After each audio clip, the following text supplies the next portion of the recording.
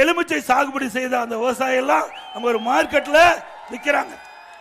Puliyangudi market, அதுல இந்த பகுதியில் இருக்கிற விவசாயிகள் அதை விளைவித்த அந்த எலுமிச்சம் பழமெல்லாம் அங்க கொண்டாந்து விற்பனை செய்யறாங்க. ஒரு நாளைக்கு 25 லாரியில அங்க இருக்கிற எலுமிச்சம் பழம் விற்பனை ஆகுதா சொன்னாங்க.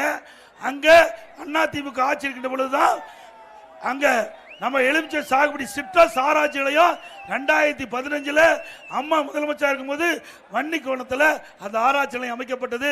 அந்த எலுமிச்சை மலையிலிருந்து ஜூஸ் ஃபேக்டரி ஒன்று அமைக்க வேண்டும் கேட்டிருக்காங்க. அதிமுக ஆட்சி அமைந்தவுடன் அந்த திட்டம் நிறைவேறும். அதே போல எலுமிச்சை பழத்தை கெடாம இருக்குது குளிர்பதன கிடங்க வேண்டும் கேட்டிருக்காங்க. அதையும் அதிமுக ஆட்சி வளர்ந்தவுடன் ஏற்படுத்தப்படும்.